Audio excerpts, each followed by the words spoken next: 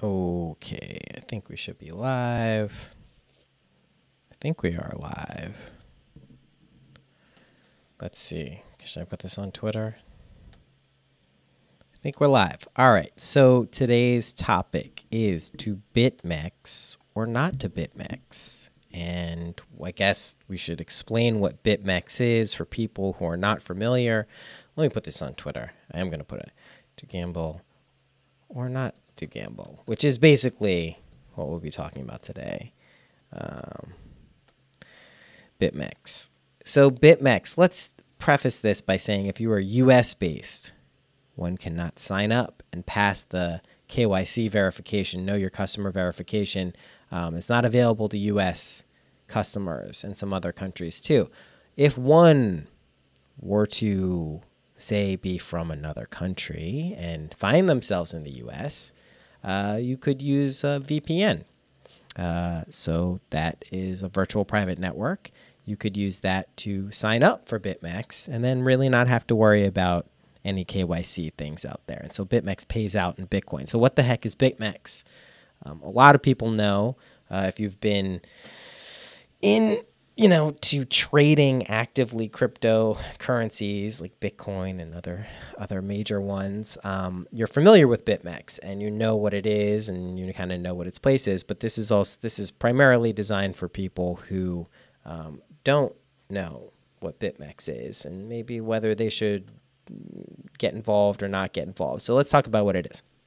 So Bitmex is an exchange where essentially you can place various types of wagers or bets, right? They're contracts about future prices.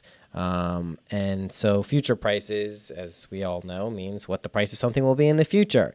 In addition, this is not uncommon. There are lots of exchanges where you can do that. And major Bitcoin exchanges like CBOE, CME opened up last year or early this year in 2018. I think in December of last year, CBOE. And, that has an impact on the price because you're basically saying, hey, I think the price of this, let's say Bitcoin, is going to be this at the end of the week, in 1 minute, in 2 minutes, whatever, in 5 minutes, whatever it is. They're contracts. So what Bitmex allows you to do is place these future types of contracts by using a synthetic dollar known as XBT, which is basically a contract you can buy for $1 amount and leave open and say, all right, I think that Bitcoin is going to go up, or believe they just added EOS. EOS is going to go down. So you can short things as well because you're just you're speculating on price action. So it's not, you don't actually own the thing. However, you do get paid out. That XBT gets paid out in Bitcoin. So it's a synthetic US dollar that you basically can perpetually leave open on any given contract to make more Bitcoin. For instance, if you were to put in money and say Bitcoin is $6,300, I think it's going to go lower. You would have a short contract, however many you wanted, and if it went lower, you would have more Bitcoin. Now, this is where it gets kind of crazy with Bitmex, why we're having a whole discussion and not just saying, hey, what should you short or not short Bitcoin or long, whatever.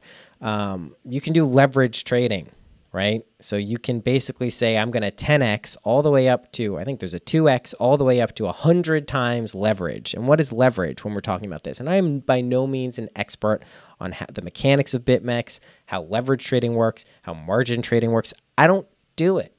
I've played around with Bitmex, or I've heard of people who've played around with Bitmex. They have a test net that you can use if you want to test it out, if you're not able to use it in your country. But you basically, what you're doing is you're saying the price has to move less in any direction. It's a tighter range before you get liquidated. And what happens when you get liquidated? If the price drops below a certain point, all your money is gone. All of the stuff you've put in is gone. It's liquidated. The price dropped too much, or it went up too much if you were short. It dropped too much if you were long. Bye-bye. Now, here's the reason I don't use Bitmex. A, we're dealing with a fundamentally just incredibly volatile market. And if you're hanging out contracts, and that's what it is, it's a similar reason I don't typically use stops when I enter large positions if I'm confidently holding this for a while and I like my entry, is people can see that. Bitmex knows that. They can go and stop short anyone they want. They can get your contracts off the books very easily, and other people can see it too. This is publicly viewable on TradingView. So there's a way to view XBT and all the contracts associated with it, which gives you a really good idea of what's going on. Are there more shorts than longs? What's the range? So unless you really know what you're doing, it's not something I recommend for most people. And most people will get wrecked. That's exactly what happens. Most stories, there are bots you can follow on Twitter which just say how many contracts are lost. And this can also give you a really good age because it's an index. I didn't point that out. XBT is an index. It's not just the price of Bitcoin at one exchange. It's an index of all of the prices of Bitcoin. So people use it as kind of a gauge of what Bitcoin's price is. So it's something that you can play around with if you want to. They have a test net, so you don't have to wager actual money or Bitcoin. And they also have a funding period, so you only get paid out once a day at a specific time. So, or is it once? Maybe it's twice, but it's not. You can't just cash out whenever you want. So there's a hole, and you can close your positions if you want to cash out. But it's not something I really recommend for most people. It's essentially gambling on the price of Bitcoin, which I really don't recommend doing. Unless you know what you're doing, and then go for it, of course. The house usually wins. It's kind of like a casino. It's not something that I think it can be fun. But again, if you're gambling and you're using leverage, like, come on.